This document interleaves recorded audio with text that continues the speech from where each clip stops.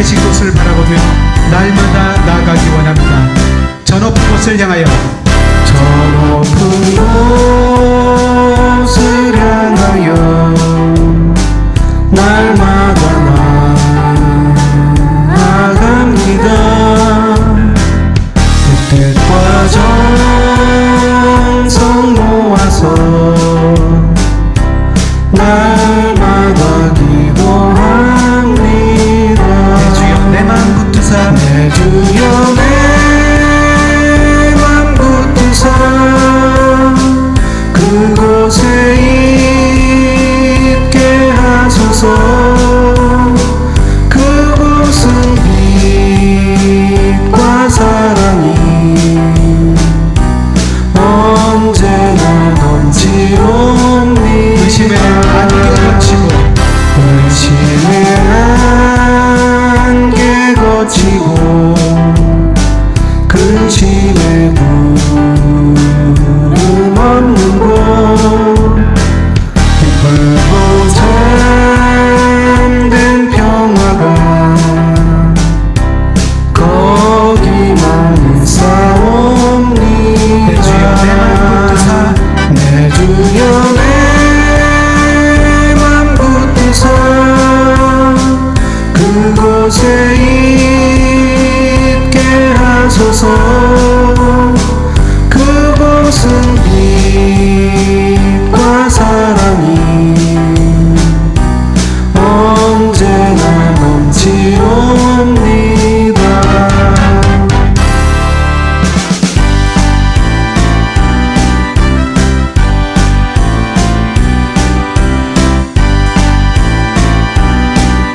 내 주를 따라 올라가, 내 주를 따라 올라가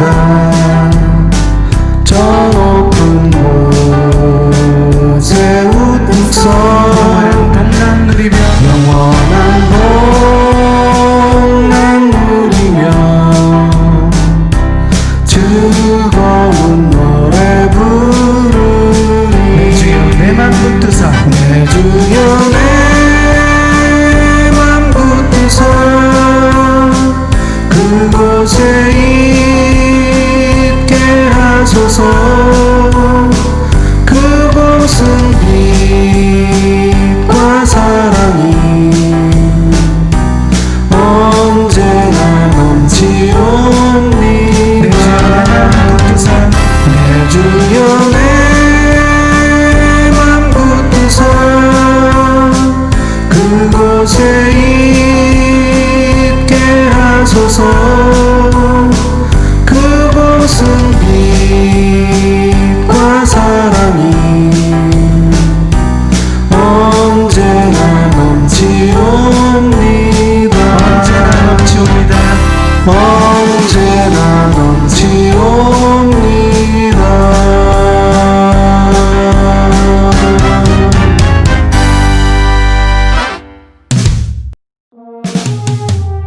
우리의 삶 가운데 역사하시며 우리를 지켜주시는 주님의 그 품 안에서 우리의 영혼은 늘 안전합니다. 내 아버지 그 품 안에서 내 영혼은 안전합니다. 주 손길로 주 손길로 내 삶을 안으시니 그 평강이 나를 그 덮습니다. 평강이 나를 덮습니다. 내 아버지 그 품 안에서 내 영혼은 안전합니다. 내 영혼은 안전합니다. 주 손길로 내 삶을 안으시니 그 평강이 나를 덮습니다. 나 비록 넘어지면 나 비록 넘어지면 흔들리지만 주 내 안에 거하면 나를 붙드시는 내 생각을 주께로 돌리고 내 생각을 주께로 돌리고 주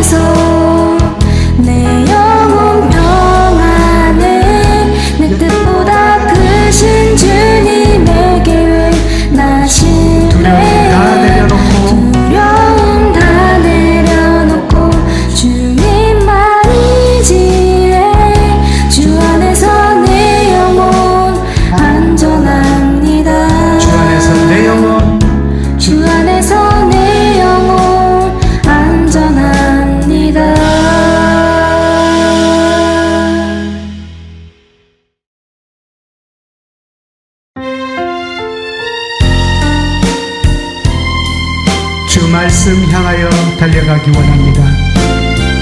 주 얼굴 향하여 달려가기 원합니다. 오직 주님의 영광 안에서 살게 하여 주옵소서.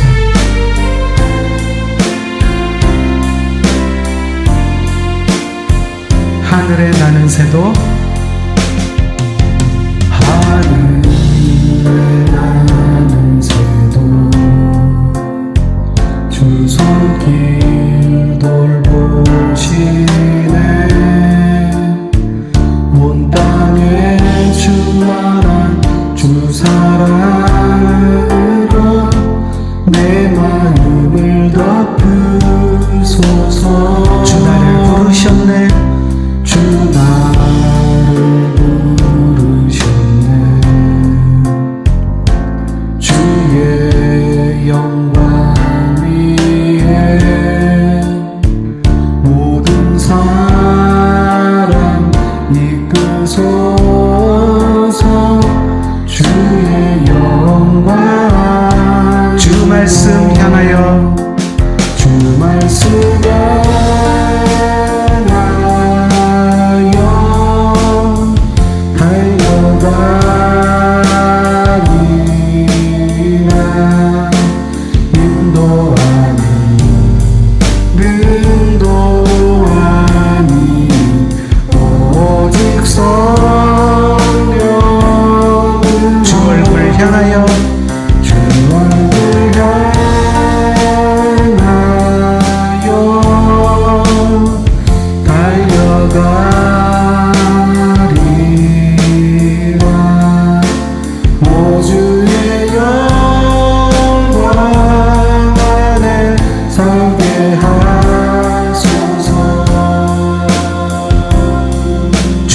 부르셨네.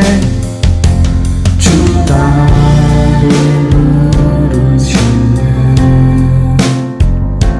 주의 영광 위에 모든 사람 이끄소서. 모든 사람 이끄소서.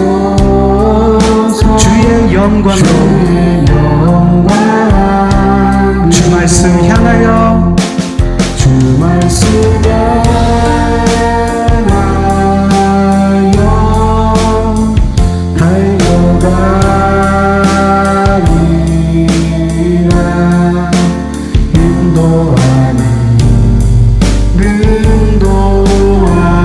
오직 성령으로 할렐루야. 주 얼굴 향해 달려갑니다. 주 얼굴 향하여 달려가리라.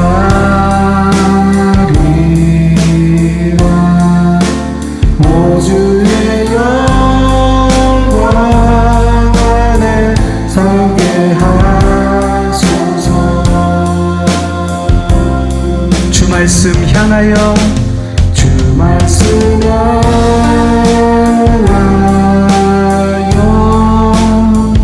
달려가리라.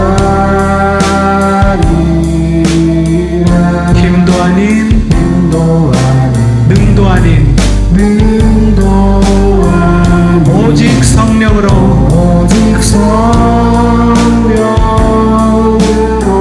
주 얼굴 향하여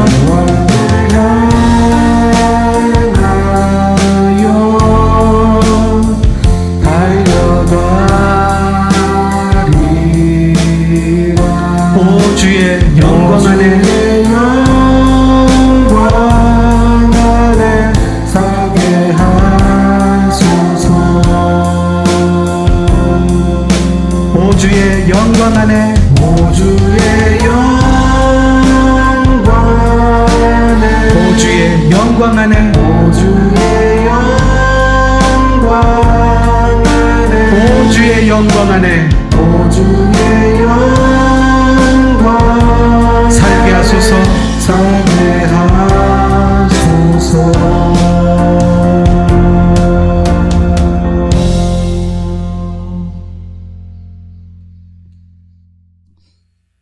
할렐루야.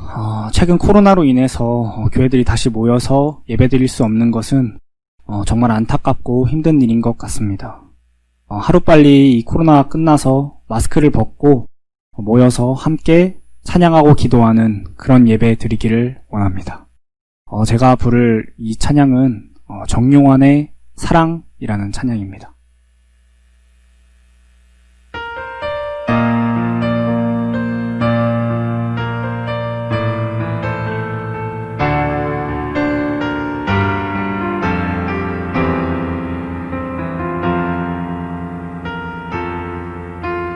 하늘보다 더 높은 주님의 사랑 내 안에 조용히 다가와 그 땅을 보라 하시네.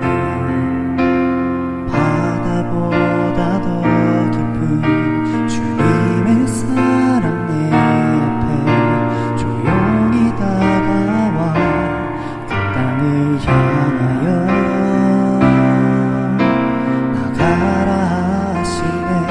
주님의 사랑, 그 사랑을 전하는 것, 죄 앞에 무너진 우리를 새롭게 하는 것, 온 세상 위로 주님의 사랑 전하네.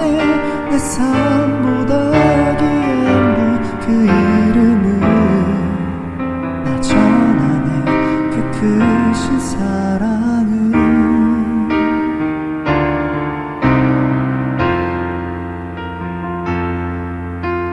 하늘보다 더 높은 주님의 사랑 내 안에 조용히 다가와 그 땅을 보라 하시네. 바다보다 더 깊은 주님의 사랑 내 앞에 조용히 다가와 그 땅을 향하여 나가라 하시네. 주님의 사랑, 그 사랑을 전하는 것, 죄 앞에 무너진 우리를 새롭게 하는 것, 온 세상 위로 주님의 사랑 전하네. 내 삶보다 귀한 분 그 이름을 나 전하네. 그 크신 사랑은 한없는 그 사랑, 오직 예수 그 이름 온 땅에 외치네. 메마른 땅 위에 주님의 사랑, 그 사랑을 전하는 것, 죄 앞에 무너진 우리를 새롭게 하는 것, 온 세상 위로 주님의 사랑 전하네. 내 삶보다 귀한 분 그 이름을 나 전하네. 그 크신 사랑을 전하는 것, 죄 앞에 무너진 우리를 새롭게 하는 것, 온 세상 위로 주님의 사랑 전하네. 내 삶보다 귀한 분 그 이름을 나 전하네. 그 크신 사랑을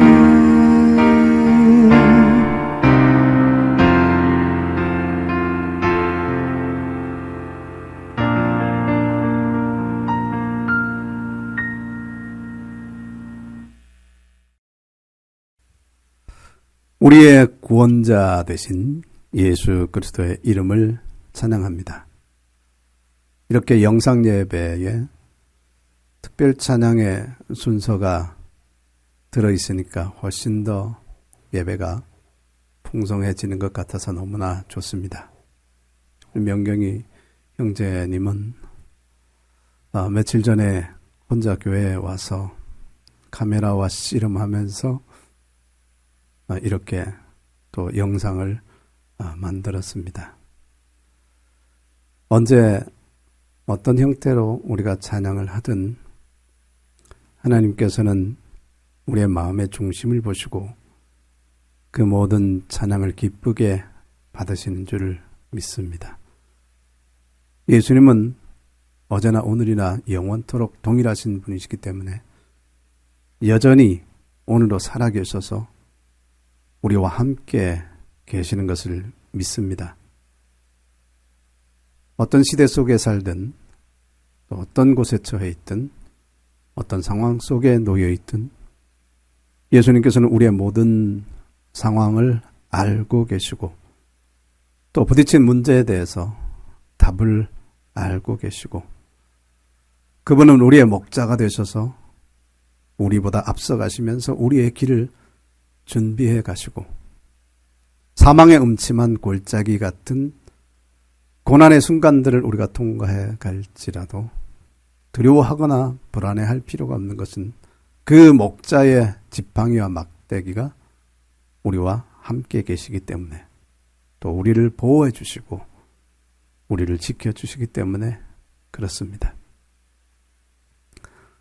8월 마지막 주 주일 예배도 우리가 이렇게 인터넷을 통해서 영상 예배를 드리고 있습니다.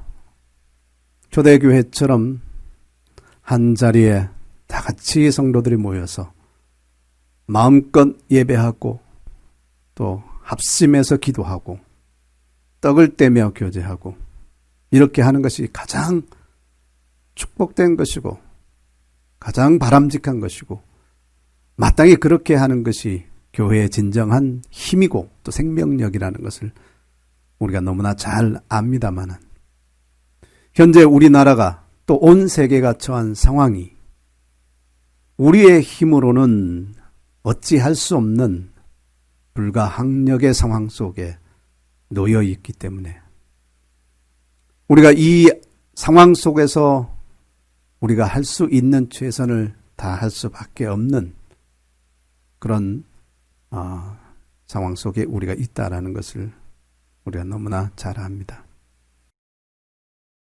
자칫 이러한 시간들이 우리에게 영적인 해이가 될 수도 있고 그리고 나태함으로 빠져나갈 수도 있습니다. 이러할 때일수록 우리가 더욱더 우리 자신을 돌아보면서 결코 이것을 핑계 삼아서 이것이 육체의 기회가 되지 않도록 더욱더 힘써야 되겠습니다. 교회에 모이지 않아도 되니까 그 시간을 우리가 우리의 일상 속에 다른 것들로 채우지 않는 정말 저와 여러분 진정 하나님 앞에 예배자로 서 있기를 간절히 원합니다. 이럴 때일수록 우리가 더 개인적으로 기도하고 또 말씀을 더 가까이 하고 그리고 또 기회가 이렇게 또 함께 인터넷을 통해서 접속하는 이런 시간에 함께 하나님 앞에 예배의 마음으로 동참할 수 있기를 바랍니다. 오늘 이 예배 가운데도 주께서 함께 하시기를 바랍니다. 비록 녹화를 통해서 전달되는 것이긴 하지만 그러나 우리가 동시에 이 예배에 접속하고 있기 때문에 하나님께서 그 예배를 받으시고 또 우리에게 필요한 대로 은혜를 베푸시기를 간절히 원합니다. 말씀에 기름 부어주시기를 바랍니다. 하나님의 말씀은 살아있고 생명력이 있어서 언제 어떤 방식으로 어떤 매체를 통해서 전달되든 간에 그 말씀은 능히 하나님의 뜻을 이룰 수 있고 우리에게 위로를 주실 수 있고 우리를 또 때로는 책망하고 때로는 우리에게 소망으로 더욱더 넘치도록 해 주실 수 있음을 분명히 믿습니다. 경청하는 마음으로 마음을 다해서 우리가 하나님의 말씀 앞에 우리의 자신을 오픈해 놓을 때 하나님께서는 우리 각자에게 필요한 대로 우리의 내면 깊은 곳에서 말씀하실 것을 분명히 믿습니다. 하나님께서 이 예배 위에 더욱더 기름 부어주시기를 간절히 원합니다. 오늘 우리가 함께 나누고 싶은 말씀은 구약성경 사무엘하 6장 16절부터 23절까지입니다. 다 같이 성경을 펴시고 말씀을 읽어나가도록 하겠습니다. 제가 읽습니다. 16절부터 읽겠습니다. 여호와의 궤가 다윗성으로 들어올 때 사울의 딸 미갈이 창으로 내다보다가 다윗 왕이 여호와 앞에서 뛰놀며 춤추는 것을 보고 심중에 그를 업신여기니라. 여호와의 궤를 메고 들어가서 다윗이 그것을 위하여 친 장막 가운데 그 준비한 자리에 그것을 두매 다윗이 번제와 화목제를 여호와 앞에 드리니라. 다윗이 번제와 화목제 드리기를 마치고 만군의 여호와의 이름으로 백성에게 축복하고 모든 백성 곧 온 이스라엘 무리에게 남녀를 막론하고 떡 한 개와 고기 한 조각과 건포도 떡 한 덩이씩 나누어 주매 모든 백성이 각기 집으로 돌아가니라. 다윗이 자기의 가족에게 축복하러 돌아오매 사울의 딸 미갈이 나와서 다윗을 맞으며 이르되 이스라엘 왕이 오늘 어떻게 영화로우신지 방탕한 자가 염치 없이 자기의 몸을 드러내는 것처럼 오늘 그의 신복의 계집종의 눈앞에서 몸을 드러내셨도다 하니 다윗이 미갈에게 이르되 이는 여호와 앞에서 한 것이니라. 그가 내 아버지와 그의 온 집을 버리시고 나를 택하사 나를 여호와의 백성 이스라엘의 주권자로 삼으셨으니 내가 여호와 앞에서 뛰놀리라. 내가 이보다 더 낮아져서 스스로 천하게 보일지라도 내가 말한 바 계집종에게는 내가 높임을 받으리라 한지라. 그러므로 사울의 딸 미갈이 죽는 날까지 그에게 자식이 없으니라. 아멘. 오늘 우리가 읽은 이 사무엘 하 6장에 있는 말씀은 1절부터 마지막 절까지 하나의 이야기를 다루고 있습니다. 이 내용은 우리가 그동안의 설교를 통해서 몇 번 들은 것이기 때문에 또 익히 익숙하게 잘 아는 내용들입니다. 사울의 뒤를 이어서 다윗이 이스라엘의 왕이 되지 않았습니까? 그런데 이 다윗이 그동안에 아비나답의 집에 오랫동안 방치되다시피 했던 이 하나님의 언약궤를 예루살렘에 있는 다윗성으로 운반해 오는 과정 가운데 거기서 일어났던 몇 가지 에피소드들, 몇 가지 이야기들을 기록하고 있습니다. 최소한 세 가지 부분으로 우리가 나누어 볼 수 있는데요. 첫 번째는 그 아비나답의 집에서 언약궤를 소가 끄는 수레에다가 새로운 수레에다가 싣고 나오는 과정에 아비나답의 아들 우사를 하나님께서 그 자리에서 치셔서 죽는 엄청난 그런 사건이 발생을 한 겁니다. 이것이 첫 번째 이야기예요. 그 다음에 두 번째 이야기는 그래서 다윗이 하나님의 언약궤를 기쁜 마음으로 다윗성으로 옮겨오기가 너무나 이제 부담이 되기 시작한 거죠. 그래서 그 언약궤를 그냥 근처에 있는 오벳 에돔이라는 사람의 집으로 임시로 이제 옮겨가게 되었습니다. 그런데 놀라운 것은 그곳에 언약궤가 3개월 있는 동안에 하나님께서 이 오벳 에돔의 집에 엄청난 축복을 베풀어 주셨다는 거예요. 그것이 두 번째 이야기죠. 그 이야기를 들은 다윗이 이제 그 언약궤를 다시 다윗성으로 이제 옮겨오고자 합니다. 그래서 다시 이 모든 일을 할 사람들을 다 채비하고 다 준비시켜서 다윗성으로 온 과정에, 이 옮겨오는 그 과정에 다윗이 그 언약궤 앞에서 즐겁게 힘을 다해서 춤을 추고 모든 백성들이 또 함께 춤을 추고 그리고 이제 다윗성으로 온전히 이제 모든 것들이 이제 준비해 놨던 이 언약궤를 위해서 준비해 놓은 그곳에 하나님의 언약궤를 갖다 이제 잘 모셔놓고 그리고 백성에게 축복하고 집으로 돌아왔습니다. 그런데 이 집으로 돌아왔을 때 집에 있던 그의 아내 사울의 딸이죠. 공주 출신인 이 아내 미갈이 아주 경멸하는 눈초리로 다윗을 향해서 비난과 조롱을 해대는 것입니다. 이것이 바로 세 번째 이야기예요. 첫 번째 이야기의 주인공은 우사라는 사람이고, 두 번째 이야기의 주인공은 오베데돔이고요. 세 번째 이야기의 중심은 바로 미갈입니다. 그래서 오늘 우리가 이 세 가지 스토리 중에서 오늘 중점적으로 볼 내용은 바로 세 번째 이야기. 그래서 오늘 하나님의 말씀의 제목은 예배자 다윗과 그의 아내 미갈입니다. 물론 이제 앞에 있는 이야기들을 다시 한번 우리가 훑어보아야 되겠죠. 하나님의 언약궤가 아주 오랜 동안 아비나답의 집에 방치되어 있었습니다.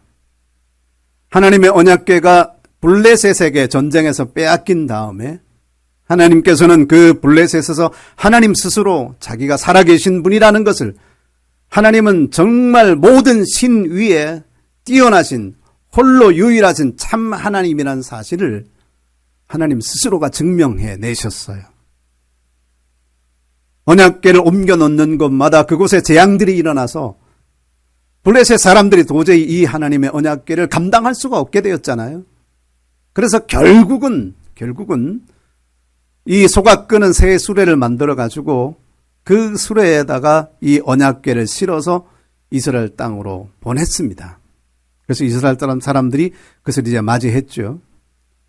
그런데 그것을 돌아오는 그 하나님의 언약궤가 너무나 신기하니까 베세메스 사람들이 그건 너무나 놀라서 그 언약궤를 열고 그냥 그 안을 들여다보게 됐죠. 그러는 바람에 또 많은 사람들이 죽임을 당하는 엄청난 사고가 한 번 있었습니다. 하나님의 거룩함을 감히, 정말 어느 누구도 감히 접하지 말아야 될 하나님의 그 거룩함에 이 사람들이 접촉을 함으로 인해서 결국은 하나님의 그 위험 앞에 죽임을 당하고 말았어요. 그러니까 하나님의 언약궤는 이스라엘 백성들에게 두려움의 대상이 된 거예요. 그래서 그 언약궤를 아비나답의 집으로 갖다 놓고 거기에서 이 아비나답이 그 언약궤를 돌보게 한 것입니다. 그렇게 하기를 사울의 왕시대까지 계속된 거예요. 그런데 다윗의 마음속에 있는 하나님을 향한 그 갈망은 이 하나님의 언약궤가 얼마나 하나님을 상징하고 또 하나님의 임재를 나타내는 중요한 기구라는 것을 다윗은 너무나 잘 알았기 때문에 어떻게든 이 하나님의 언약궤를 통치의 중심부인 예루살렘으로 모셔와야 된다, 운반해 와야 된다는 그런 생각을 가지고 있었습니다.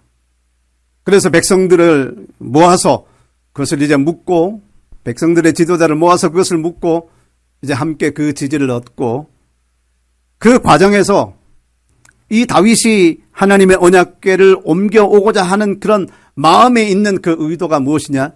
그동안의 사울의 때에는 이 하나님의 언약궤에다가 어떤 일을 할 때, 어떤 방향을 결정할 때, 또 아주 중요한 일들에서 우리가 어떻게 해야 될지 알지 못할 때 사울의 때까지는 그 하나님의 언약궤에다 묻지를 않았다 이거예요. 그것은 잘못이라는 거죠. 그래서 자기는 이 하나님의 언약궤를 다윗성 그 통치의 중심부에다 모셔놓고 하나님 앞에 모든 사람들을 묻고 또 하나님의 인도하심을 받을 것이다라고 이야기를 하는 거죠. 사울은 자기가 이스라엘을 다스리는 최고의 왕이었어요.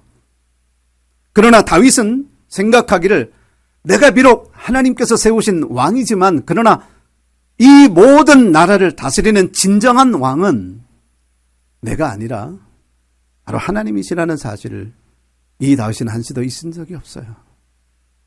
다윗의 생각 속에 이스라엘의 왕은 하나님이신 겁니다. 그래서 당연히 이 통치의 중심에 하나님께서 계셔야 된다는 거예요. 근데 영이신 하나님이 거기에 어떻게 계실 수 있느냐? 그동안의 성막을 통해서 그 과정 속에서 하나님이 거기에 임재하셨고 또 백성들과 만났던 이 상징물이었던 이 언약궤가 앞서가는 그 모든 곳에 승리가 있고 물이 갈라지고 그 앞에 이 요단강이 갈라지고 또 여리고가 무너지고 하는 그 모든 과정을 다윗은 익히 알고 있기 때문에 하나님의 언약궤가 우리의 중심에 있어서 그가 우리의 왕이 되시고 그의 뜻을 따라서 우리가 인도함을 받고 그의 뜻을 따라서 우리가 결정하고 이 모든 것을 하나님 중심으로 우리가 나가야 된다라고 하는 그 생각, 그것이 바로 다윗의 마음이었어요.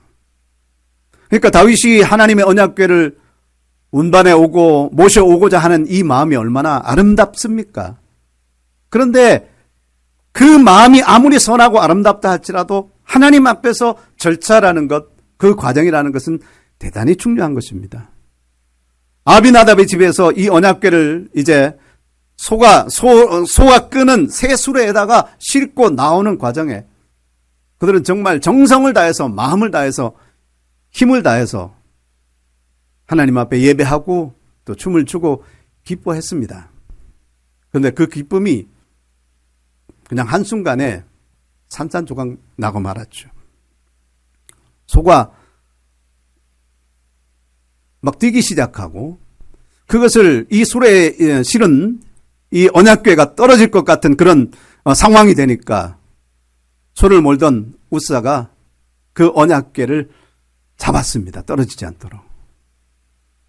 그랬더니 하나님께서 그 자리에서 이 우사를 치신 겁니다. 죽임을 당했어요.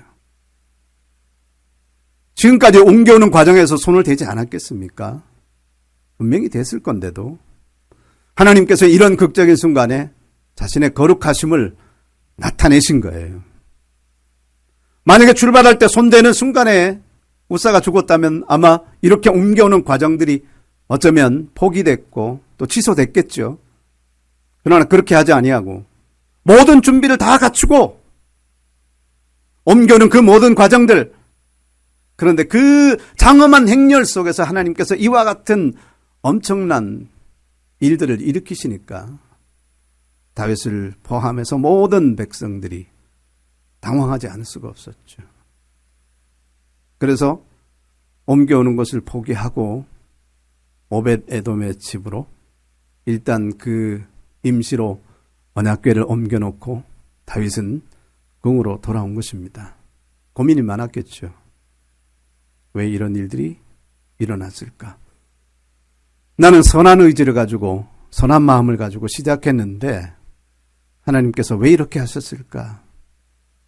여기에 다윗이 간과한 한 가지가 있었어요. 그것이 뭐냐 하면 하나님께서 이스라엘 백성들에게 그들이 지키고 살아야 될 그 계명들, 율법들을 주실 때 거기에는 삶에 필요한 것들도 있고 통치 과정에 필요한 것들도 있고 이웃과 이웃 사이에 어떤 그런 도덕적이고 또 이런 그 의무적인 어떤 것들도 포함되어 있지만 제사나 또 하나님과 관련되어 있는 예배나 이 모든 것들에 해당하는 그런 율법들도 그 속에 들어 있었단 말이죠. 거기에 언약궤를 어떻게 운반할 것이냐, 하나님의 언약궤를 만약에 다른 곳으로 이동을 시켜야 될 때 어떤 방식으로 해야 될 것이냐 하는 것이 분명하게 기록되어 있단 말이죠. 거기에는 반드시 어깨에다 메고 이 언약궤를 옮겨야만 된다라고 하는 그런 원칙을 기록해 놓으신 거예요. 그것은 무슨 의미를 우리에게 주는 것인가요? 하나님으로 상징되는 이 상징물이 결코 소가 끄는 혹은 낙타가 끄는 말이 끄는 어떤 그런 짐짝으로 취급받아서는 안 된다. 하나님은 우리의 최고의 존경과 우리의 최고의 경외심을 받으실 만한 그런 분이시고 그러시기에 합당하신 분이시기 때문에 새수레에 실어서는 안 된다. 그렇게 운반해서는 안 된다.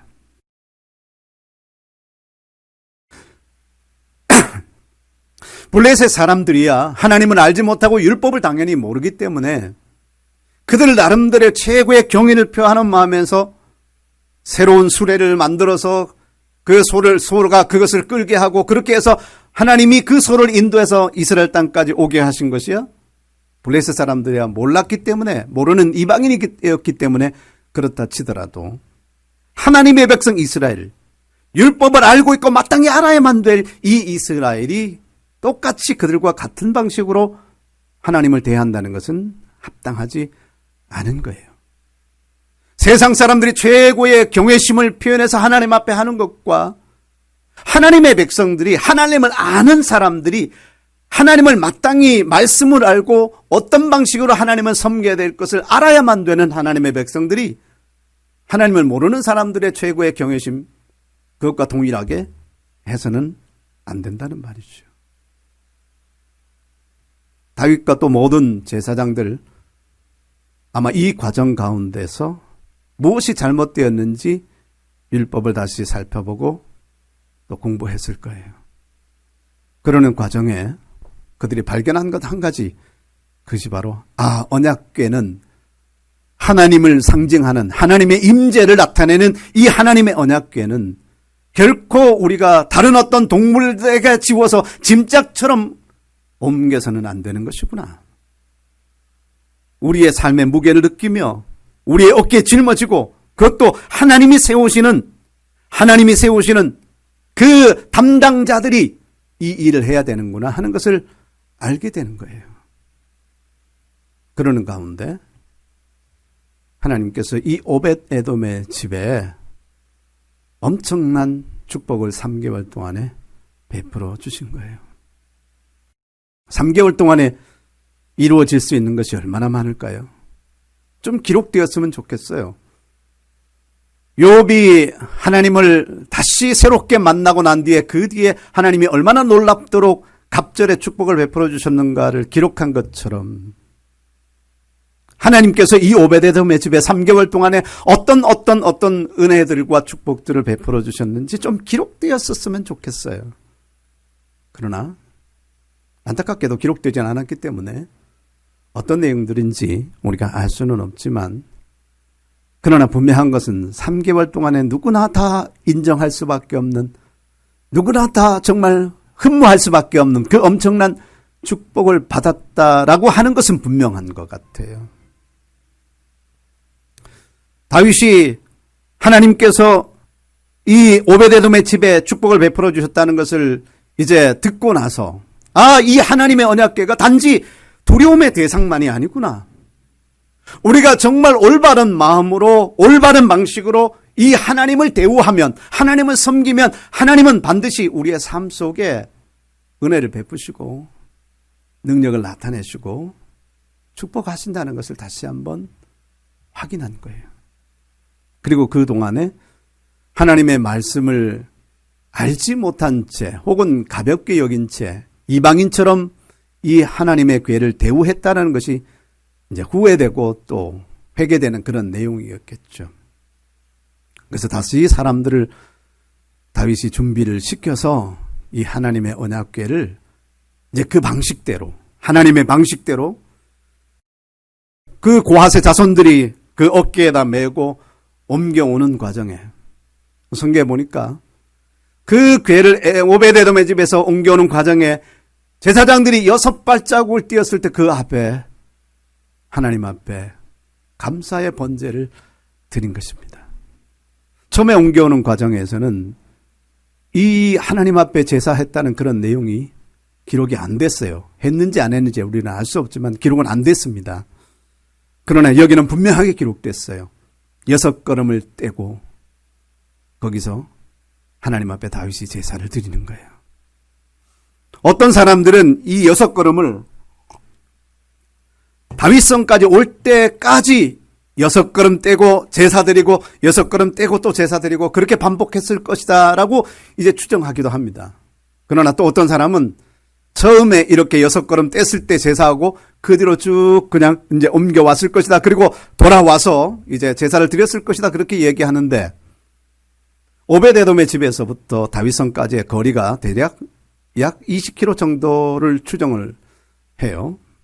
그러면 6걸음이면 5m 정도마다 한 번씩 제사를 드렸다. 그러면 시간이 얼마나 걸릴 것이냐?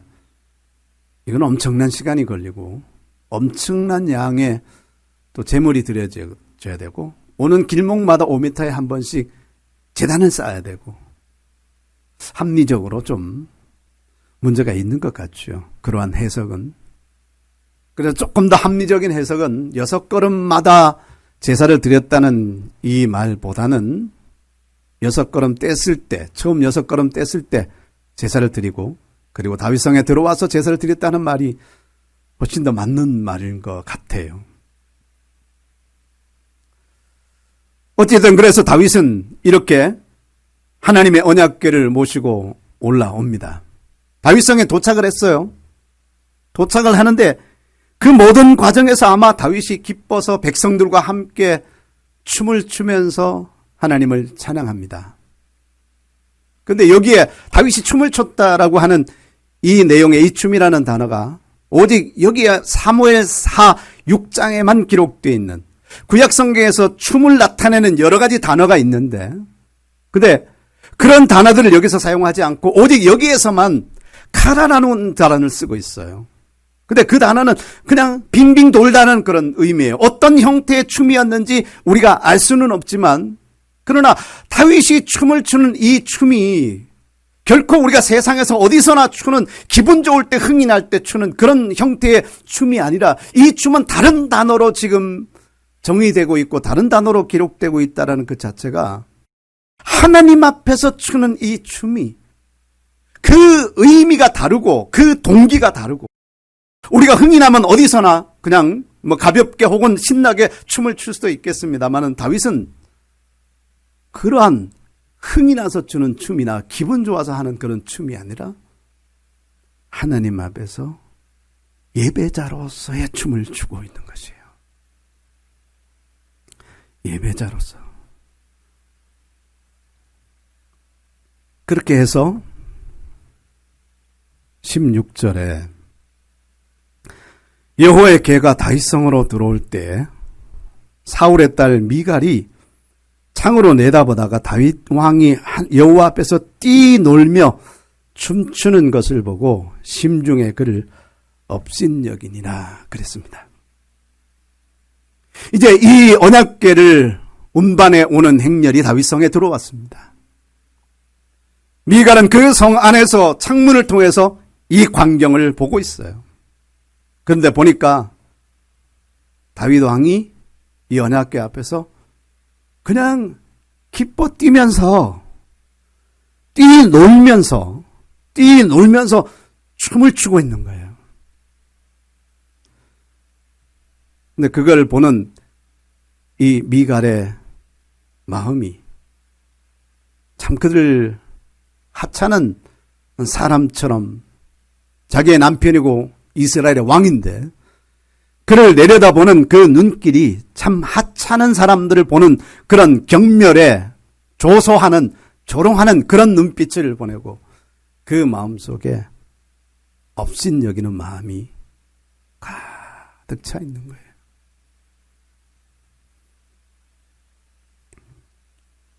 성경에 보면 다윗과 함께 모든 백성이 나와서 지금 이렇게 기뻐 춤추고 있지 않습니까? 축제예요. 하나님의 언약궤가 지금 이 이스라엘의 중심부로 예루살렘 그 다윗성으로 지금 들어오고 있다는 이 상황이 다윗의 그 기쁨, 다윗의 그 즐거움이 백성들에게도 지금 다 전달된 거예요. 다윗 마음에 있는 하나님을 향한 이 즐거움이 모든 백성들에게 그대로 다 전달되어서 이들이 다 같이 나와서 기뻐하고 즐거워하고 춤을 추고 있는 거예요. 근데 유독 그의 아내 미갈만큼은 집 안에서 창문으로 이 과정을 그냥 내다보고 있는 것입니다. 예배에, 축제에, 이 엄청난 행사에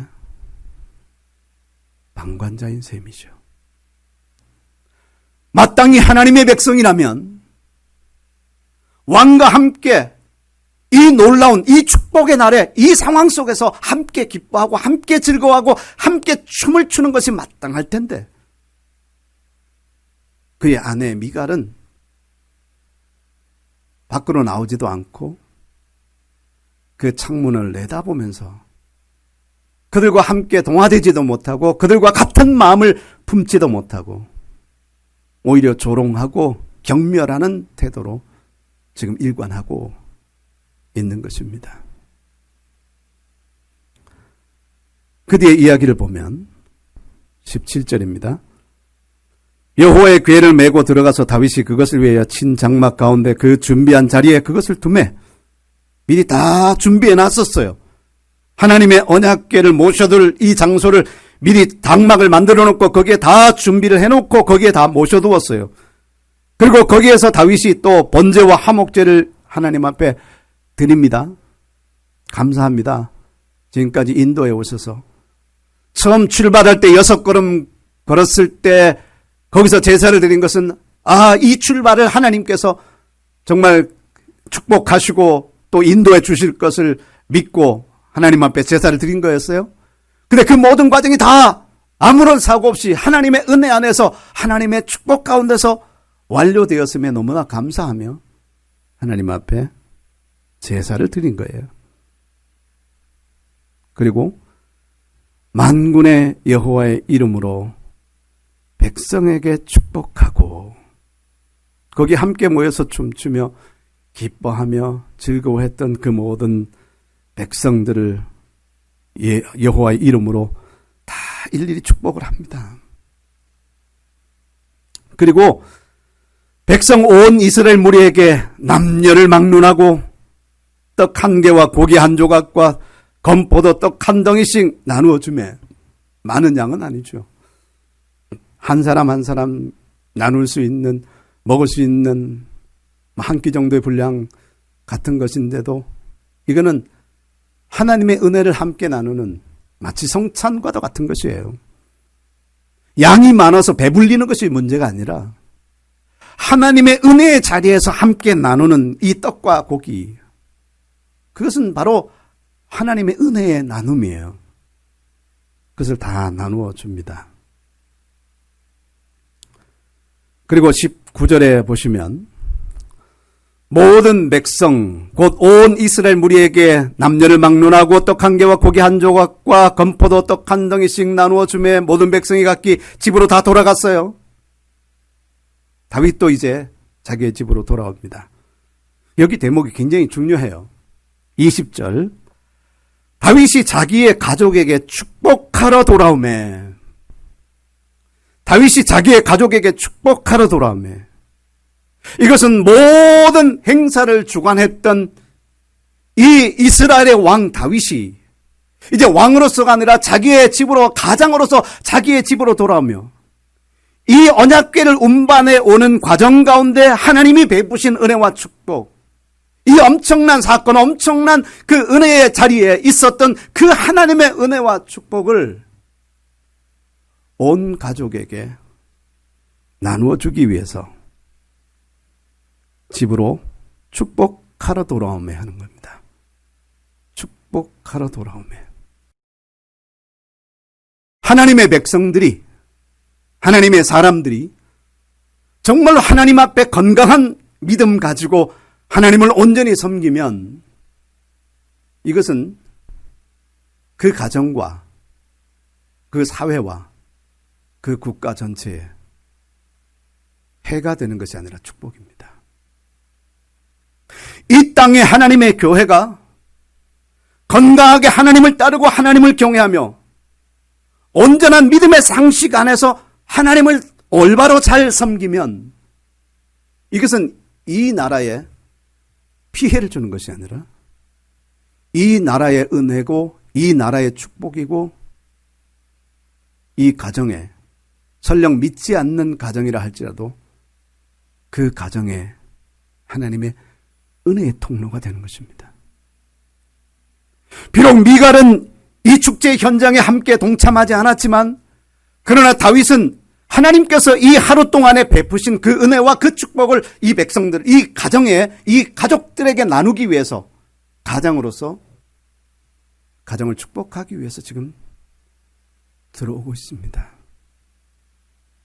우리가 충만하게 하나님을 예배하고 하나님의 인재를 경험하고 하나님의 은혜가 그 가운데 넘치도록 부어진 그런 상황이라면 이 은혜는 우리의 가정에도 분명히 전달되어집니다. 그 가정이 아직까지 그 가족의 구성원들이 하나님을 믿지 아니하고 섬기지 않는다 할지라도 내가 하나님 앞에 온전히 하나님을 섬기고 하나님을 기뻐하고 하나님 앞에 합당하게 내가 하나님의 은혜 가운데 있었다면 이것은 틀림없이 그 가정의 축복이고 은혜입니다.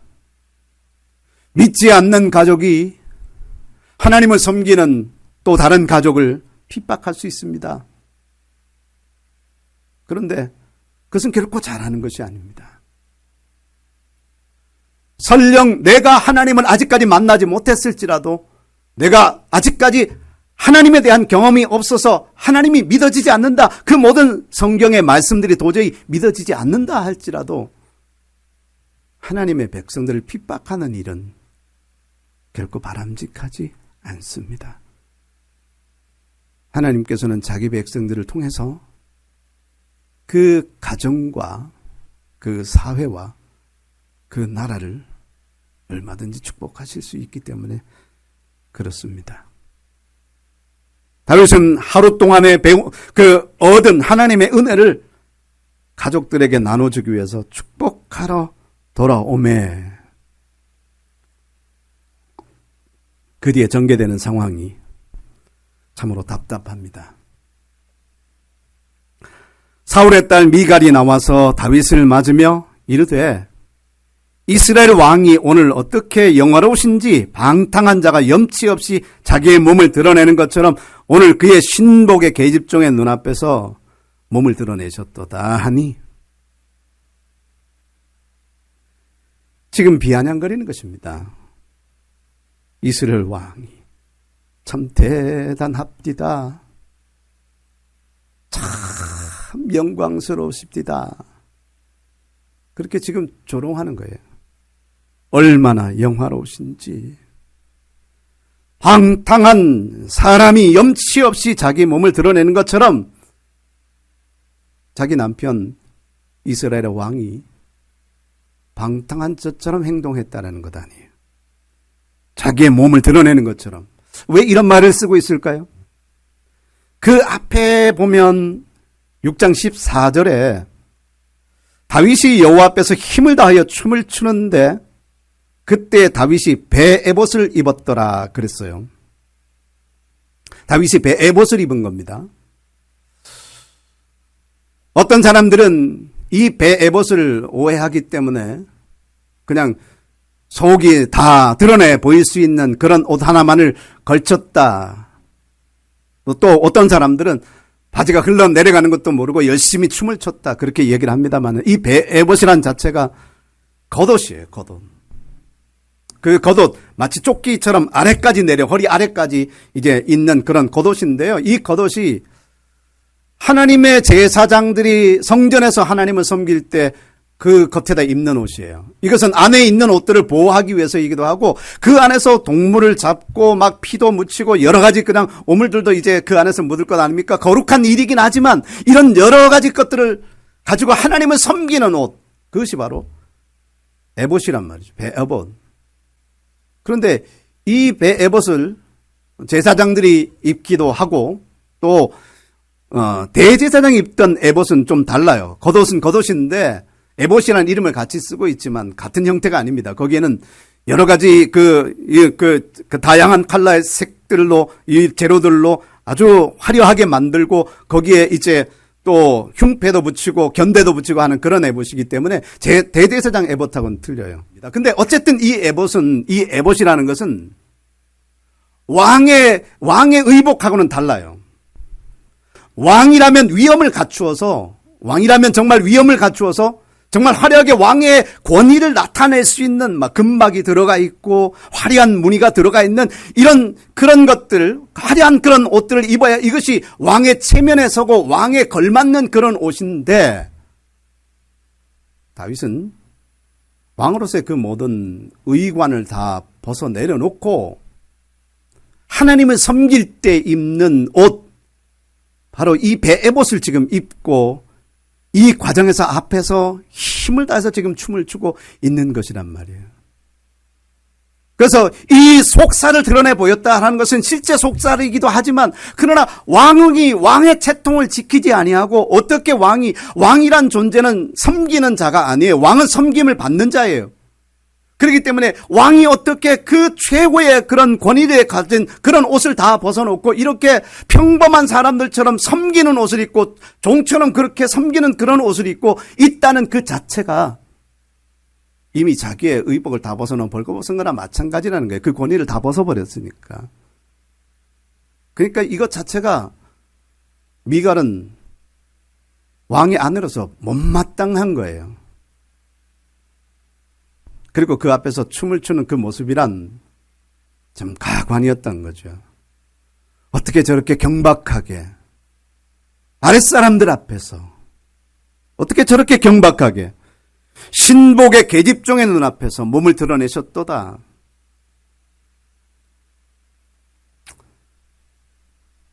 그런데 이렇게 비난하고 이렇게 경멸하는 미갈을 향해서 다윗이 확실하게 한마디 대답을 합니다. 21절 보시면, 다윗이 미갈에게 이르되 이는 여호와 앞에서 한 것이니라. 대단히 중요하죠. 이것은 사람들 앞에서 한 것이 아니다. 사람들이 앞이라면 나는 누구를 섬기거나 누구 앞에 무릎을 꿇거나 누구 앞에서 잘 보이기 위해서 춤을 추거나 할 이유가 전혀 없다. 나는 오직 나의 왕이시며 나의 구원자이시며 나의 목자이신 그 하나님 앞에서 나는 한 것이니라.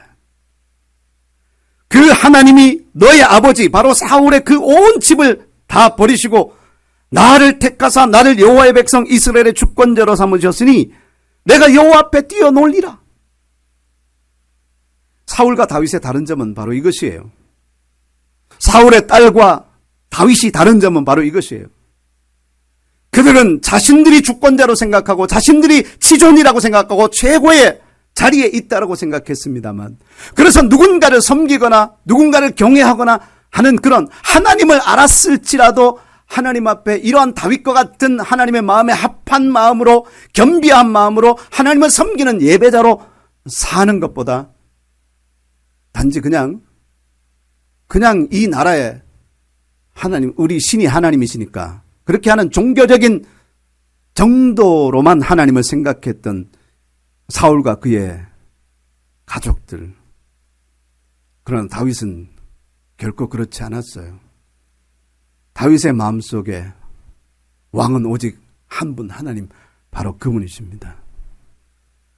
그 하나님이 다윗을 마음에 들어 하시고 마음이 합하게 여기시고 사울의 그 잘못된 하나님을 거역하는 그 사울의 왕권을 옮겨다가 다윗에게 주셨으니 오늘 나의 나 된 것은 내가 잘나서가 아니라 하나님의 은혜로다, 충분히 이야기할 수 있는 것 아니겠습니까? 나의 나 된 것은 하나님의 은혜입니다. 내가 오늘 이렇게 왕 된 것은 하나님의 은혜입니다. 내가 이렇게 놀라운 축복 가운데 있는 것은 나의 잘남이 아니라 나의 노력이 아니라 하나님의 은혜입니다. 다윗은 그렇게 생각하는 거예요.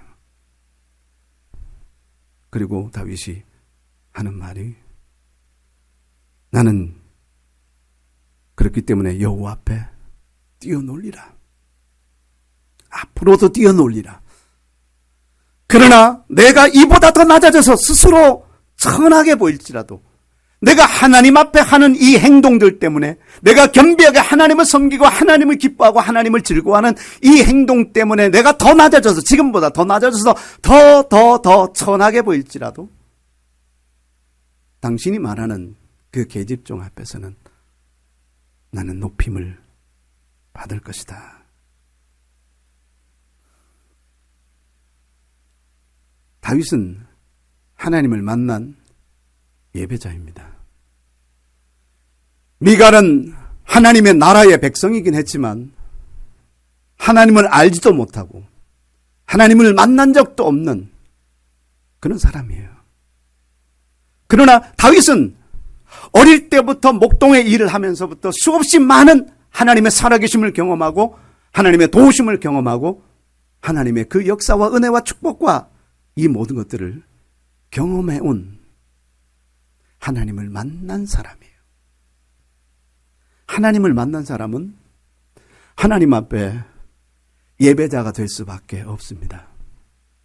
하나님을 만나지 못한 사람들은 이해할 수가 없어요. 가장 이해하지 못할 것이 바로 그것입니다. 밖으로 나타난 어떤 함정인 이유, 어떤 것들이 보여지지 않기 때문에 살아계신 그 하나님을 만난 사람들의 그 열정, 그 기도, 울면서 하나님 앞에 나아가고 기쁨으로 하나님 앞에 춤추고 하나님 앞에 이런 코로나 상황 속에서도 우리는 예배해야 됩니다. 하나님을 예배해야 됩니다라고 외치는 이러한 이 사람들의 행동들을 이해할 수 없어요. 이해하지 못합니다. 그렇기 때문에 이 미갈처럼 비난하기도 하고 조롱하기도 하고 왜 이런 상황에서 찬송 부르냐? 왜 이런 상황에서 통성기도 하냐? 왜 이런 상황에서 굳이 모이냐? 물론 모이는 것을 좀 자제해야 될 때가 있습니다. 찬송하는 것 자제해야 될 때가 있습니다. 절제하고 자제하는 것도 하나님의 백성들의 중요한 요건이고 또 성품입니다. 덕을 세우기 위해서 자제해야 될 때가 있습니다. 절제해야 될 때가 있습니다. 내게 주어진 은혜와 내게 주어진 자유조차도 우리가 스스로를 제한해야 될 때가 있습니다. 그러나 그 마음속에 이것을 포기하거나 이것을 버릴 수는 없는 것입니다.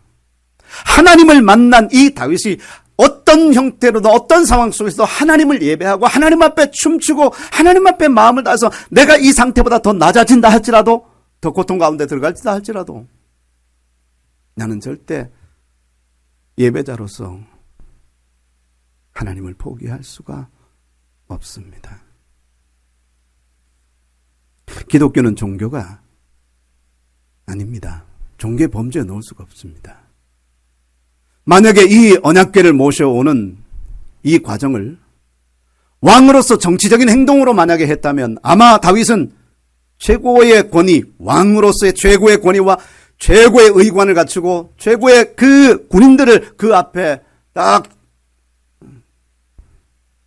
세워놓고 이 행사를 정말 힘있는 군대의 모습으로 진행을 했을 겁니다.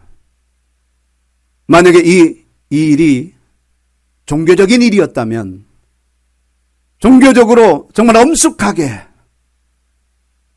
정말 모든 것이 정말 그 속에서 그 엄숙함이 느껴질 정도로 아마 이 행사를 진행했을 겁니다. 정치적인 행사였거나 종교적인 행사였다면 미갈은 당연히 거기에 상좌에 자리하고 그 자리에 동참했을 겁니다. 그러나 다윗은 이 언약궤를 운반해오는 모셔오고 호송해오는 이 거룩한 행사를 정치 행사로 하지 않고 종교적 행사로 하지 않고 예배로 했습니다. 그는 예배자이기 때문에 그렇습니다. 다윗은 아마도 그 이후에 어떠한 상황이 온다 할지라도 이 하나님 앞에 예배하는 이 미갈에게 말했던 것처럼 나는 여전히 여호와 앞에 뛰어놀리라.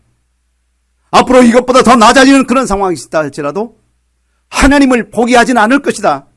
하나님을 예배하는 일들을 소홀히 하진 않을 것이다. 하나님을 예배하는 일은 내 삶에 나의 목숨보다도 더 중요한 것이라고 여겼기 때문입니다. 다윗은 하나님을 만났습니다. 그렇기 때문에 그는 예배자가 되었습니다. 미갈은 하나님을 만난 적이 없습니다. 정치적인 인물은 될 수 있고 또 종교적인 인물은 될 수 있어도 하나님을 예배하는 그 예배의 자리에 진정으로 동참하기는 어려운 예배자는 아니었습니다. 다윗의 정체성은 많이 있습니다. 목동이었었고 군대의 최고의 사령관이었었고 또 이스라엘의 가장 강력한 왕이었었고 그러나 다윗을 정의하는 가장 중요한 한 가지는 그는 예배자였다는 겁니다. 우리가 이 코로나 상황에서 대면 예배를 잠시 멈출 수밖에 없지만 결코 우리 마음속에 있는 하나님을 향한 그 예배의 마음은 포기하거나 약화시킬 수는 없습니다. 나를 구원하신 그 하나님을 나는 앞으로도 예배할 것입니다. 이것이 바로 다윗의 마음이고 이것이 우리의 모두의 마음이기를 간절히 바랍니다. 미갈처럼 방관자로 있지 않기를 바랍니다. 하나님의 백성들 가운데 있지만 하나님을 만나지 못함으로 그 예배를 이해하지 못하고 그들의 기쁨과 그들의 또 믿음의 그 깊이를 이해하지 못하고 방관자로 있는 이 미갈처럼 그 자리에 있지 아니하고 더 나아가서 그 하나님의 백성들을 경멸하고 조소하는 이런 비난자의 자리에 있지 아니하고 하나님을 만나서 하나님을 예배할 수밖에 없는 예배자로서 살고 또 영원한 하나님의 영광과 그 나라 안에서 영원토록 하나님을 예배하는 진정한 예배자가 되기를 예수 그리스도 이름으로 축복합니다. 이 시간 다 같이 한번 기도하겠습니다. 살아계신 하나님 감사드립니다. 오늘 예배자 다윗과 그의 아내 미갈에 대해서 우리가 말씀을 보았습니다. 우리가 하나님을 알기 전에는, 만나기 전에는 하나님을 이렇게 마음을 다해서 섬기는 사람들이 이해되지 않았습니다. 그러나 이제 우리가 하나님을 만났고 하나님을 알았습니다. 하나님을 예배하는 이 일, 우리가 상황 때문에 어떤 부분들이 제한을 받더라도 우리의 마음속에 있는 이 예배자의 마음, 예배자의 삶, 예배자의 갈망, 예배자의 그 부담을 놓치지 않게 하시고 잃어버리지 않게 하시고 끝까지 붙들게 하여 주시기를 간절히 원합니다. 주님 나라 임하는 그날까지 예배자로 살아가는 자라는 주의 백성들 되게 하여 주옵소서. 감사드리며 예수 그리스도의 이름으로 기도합니다. 아멘.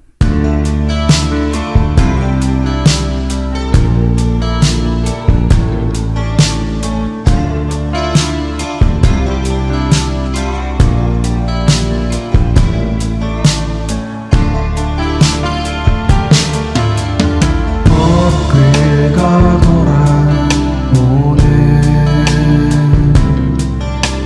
다윗의 장막으로 거룩한 주의 영광이 임하시네 온 땅 가득하네 백성들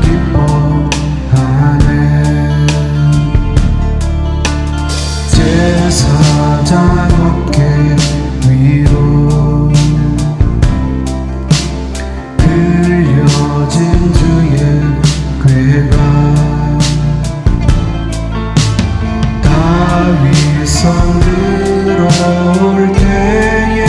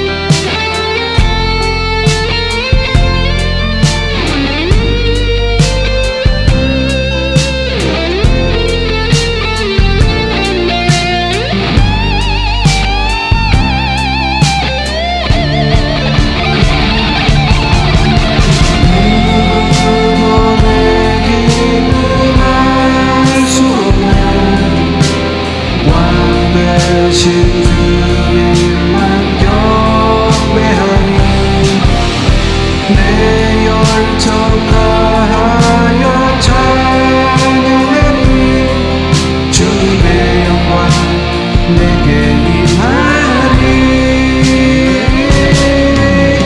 영광 할렐루야 영광 할렐루야 영광 할렐루야 영광 할렐루야 영광 할렐루야 영광 할렐루야 영광 할렐루야 영광 할렐루야 영광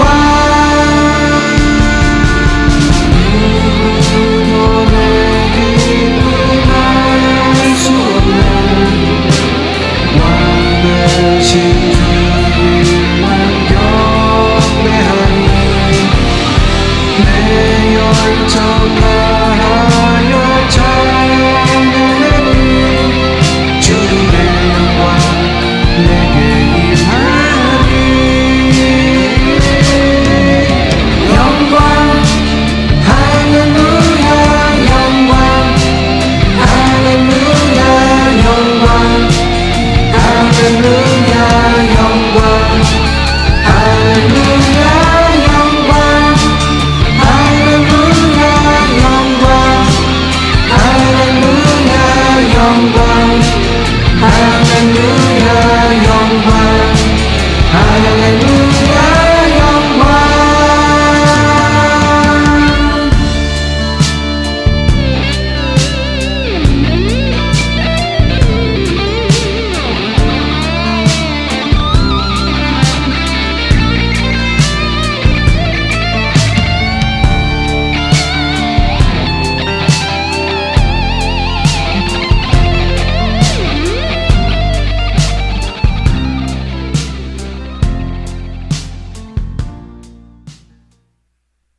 살아계신 하나님 아버지, 오늘 이 인터넷을 통해서 영상 예배에 동참한 주의 사랑하는 지체들을 더욱더 하나님께서 만나주시고 그 심령 가운데 말씀하사 다 같이 하나님을 경험한 하나님 앞에 진정한 예배자로 새롭게 세워지게 해주시기를 간절히 원합니다. 이 험한 상황 속에서 그 마음속에 하나님을 향한 그 갈망들을 잃어버리지 않게 도와주시고 더 뜨거운 열정으로 더 큰 갈망으로 하나님을 찾고 하나님 앞에 가까이 나가는 진정한 예배자 되게 해주시기를 원합니다. 예배자로 살아가는 하나님의 사람들의 삶에 하나님께서 목자가 되셔서 항상 함께 하시고 지키시는 것 같이 저들을 지키시고 또 돌보시고 인도해 주시기를 간절히 원합니다. 더욱더 악화된 이 코로나 상황에 하나님께서 저들의 보호자가 되어주시길 간절히 원합니다. 저들의 가족의 건강을 지켜주시고 저들의 사회 공동체를 지켜주시고 직장을 지켜주시고 이 모든 상황들이 하나님의 능력의 손 안에서 그 손 아래서 무사히 통과될 수 있도록 은혜를 더해 주시기를 간절히 원합니다.